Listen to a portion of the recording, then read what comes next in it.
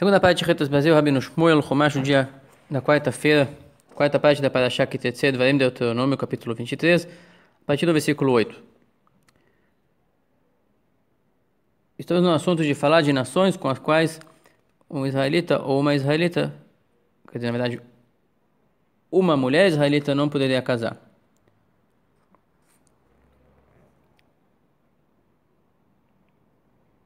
São os homens do gênero masculino dessas nações são proibidos de se casar com mulheres israelitas.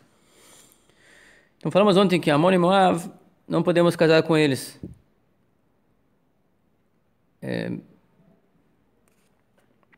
Enquanto for amonita ou moavita de linha paterna, não pode casar com mulher israelita.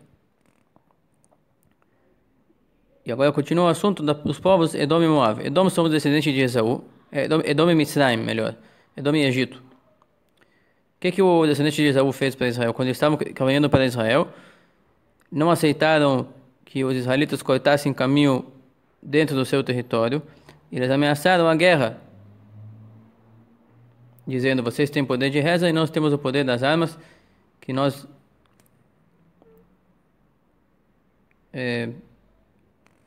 destinou nosso patriarca Isaac.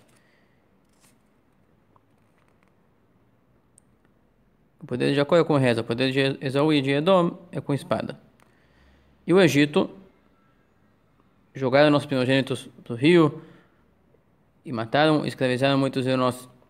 São nações que nós agrediram. Então a Torá diz: apesar que é digno de abominar Edom e Mitzrayim, não abomine para casamento convertido que venha de origem edomita, pois ele é teu irmão, é da família, por pior que seja seu hábito.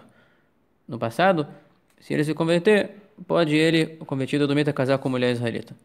Não abomine egípcio, pois tu foste peregrino na terra dele em tempo de fome. Apesar, por pior que for o trato que eles deram a vocês, em momento de necessidade eles serviram. Então, não são abomináveis. Não tem abominação eterna, mas tem uma abominação provisória. Os filhos que nascerem para eles, a terceira geração, poderá casar com mulheres israelitas. Acaba que a proibição de Amon e Moav é eterna, mesmo que seja mais que 10 gerações.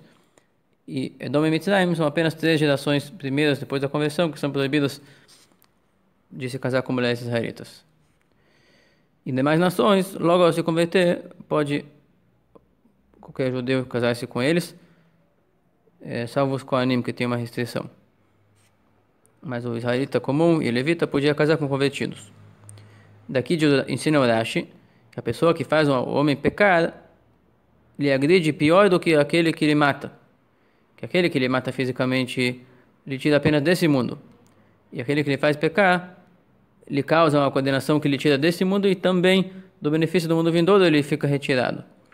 Por isso, Edom, que ameaçou apenas uma guerra física, e Egito, que agrediu apenas fisicamente, não se tornaram abomináveis para todo sempre. E com 3 gerações, esse afastamento se resolve, como se diz. E essas nações, Amon e Moav, que trouxeram Balaão e depois ele sugeriu eles se prostituírem com os israelitas, e pela causa disso morreram 24 mil israelitas naquele momento, eles trouxeram pecado a Israel, que é pior do que a morte, e por isso são proibidos de nós se casarmos com eles para todo sempre, até sumir o nome de sua descendência. Agora o Rambam fala que essa mitzvah para hoje não é relevante, porque as nações todas hoje em dia estão misturadas. Por mais que se digam egípcios, ou persas, ou turcos, ou de alguma nação, todos eles não estão ali mais que cerca de 3.000 anos. Porque chegou o rei Sanherib, o rei da Assíria, e ele deslocou todas as nações de um lugar para outro para que ninguém se diga dono daquele pedaço. Acaba que todos perderam o território original e junto com isso perderam a sua originalidade, houve casamentos mistos. Ele promoveu uma globalização, digamos assim, da época. Acabou que de lá para cá houve uma mistura étnica e não tem uma raça pura, digamos assim, que ultrapassou esses tempos, que dá para confiar que é descendente dos mesmos antigos. digamos assim, não tem uma descendência que pode falar que sabe a sua descendência até os filhos de Noé. Todos somos filhos deles, mas somos frutos de casamentos entre diversas famílias, não de uma família só que casou entre si. Tirando o povo de Israel, que tem a lei da Torá que proibiu casar. Quem se casou com gente de fora, provavelmente ele não cumpriu as outras leis da Torá, então ele desapareceu na história. E quem se casou somente com israelitas e cumpriu as leis, então esse tem uma prova de ter uma descendência registrada, digamos assim, dessa mesma família. Então acaba que o cumprimento da Torá é quem mantém a denominação judaica, que surgiu, na verdade, não tanto por família, mas mais do que família, pela lei divina. Podiam se converter muitas pessoas. O que importa, a definição do judeu é se Deus aceita que ele seja parte do povo que o deve servir de tal maneira, ou ele faz parte do todo que serve a Deus com as 7 leis de Noah apenas. Quem define o judeu é Deus, e não a família ou a história. Como outras nações, isso aqui não é uma nação no simples termo. É um coletivo escolhido por Deus para fazer alguma função, e as regras divinas vão dizer quem faz parte do coletivo e quando some do coletivo, tudo mais a respeito disso. E segue aqui dizendo mais questões sobre guerra. Quando sairás do acampamento para investir contra os seus inimigos, cuide-te de qualquer coisa negativa. Isso quer dizer que quem vai para a guerra em nome de Deus tem que fazer chuvá e polir sua personalidade de qualquer defeito de caráter, qualquer vício, principalmente pensamentos alheios de coisas proibidas. Assim, quem diria então falas proibidas, e mais ainda ações proibidas. Porque na hora da guerra tem o perigo. Na hora do perigo chega as sugestões de condenação, levantam sua voz nas alturas e buscam condenar a pessoa. Então, se ele está num lugar perigoso, naquele momento sendo julgado, será que a gente vai deixar ele passar e salvar-se do perigo ou não? Quando sai para a guerra, então, não deixa margem. Corrija e decida nunca mais pecar e errar com os erros que você consegue identificar. E com isso irás ultrapassar essa guerra ileso. E segue e diz: se terá em teu acampamento um homem que não estará puro, numa ocorrência noturna,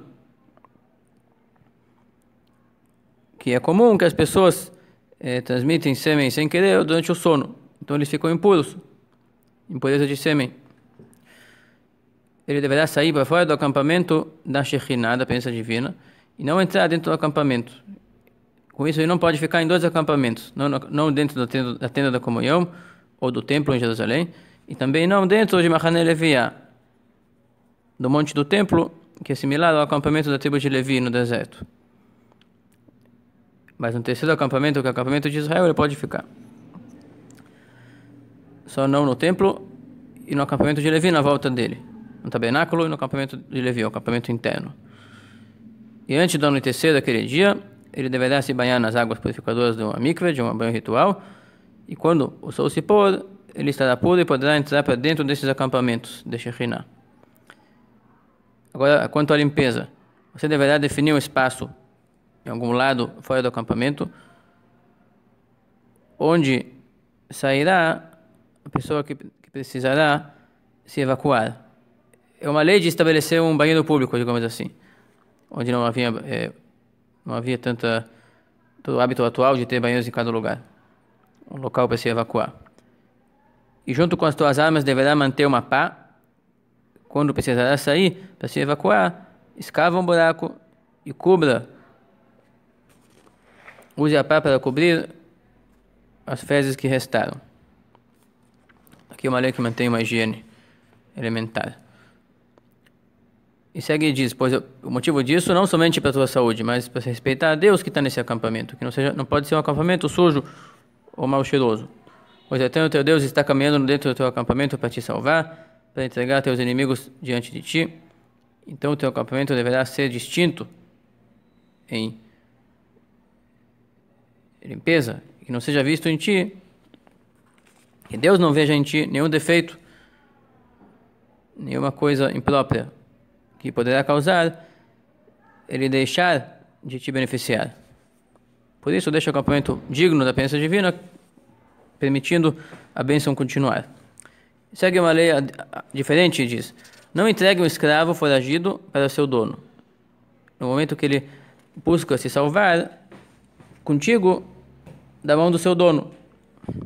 O Urashi explica que isso aqui aplica em dois casos. Um israelita vendido para não israelitas, que foge de volta para o seu povo, nós não devemos entregá-lo.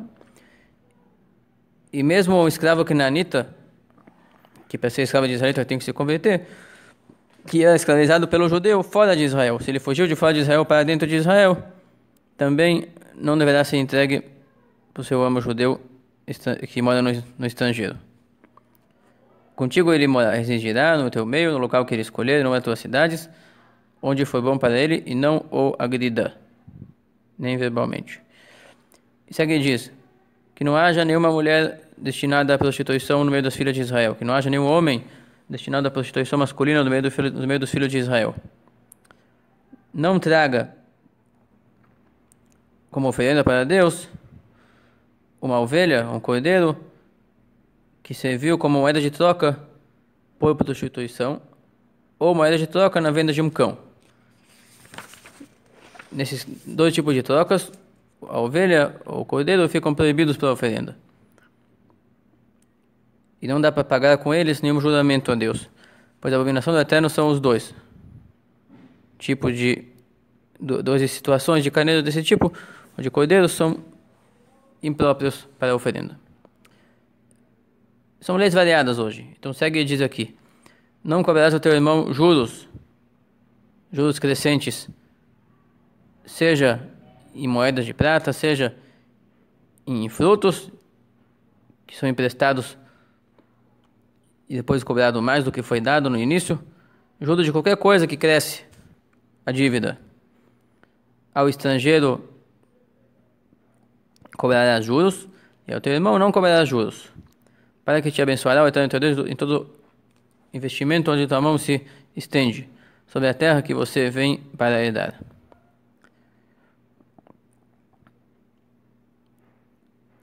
Aqui repete a questão dos juros, que a proibição é tanto do que toma emprestado quanto do que dá emprestado. Os dois estão transgredindo ao pagar juros ou ao cobrar juros.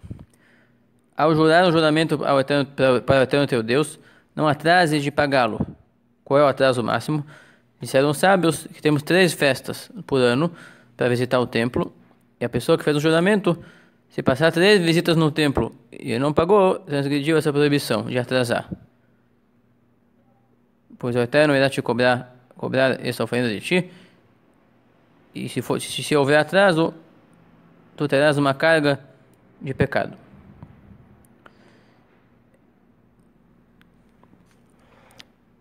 Agora sim, se tu deixar de jurar, você não terá pecado. Ou seja, é melhor, como diz o rei Salomão, é melhor não jurar do que jurar e não pagar. Aqui diz o inverso: quando jura, pague no prazo, senão é pecado. Porém, se não jurar, não tem pecado. Então, é melhor não jurar do que jurar e não pagar.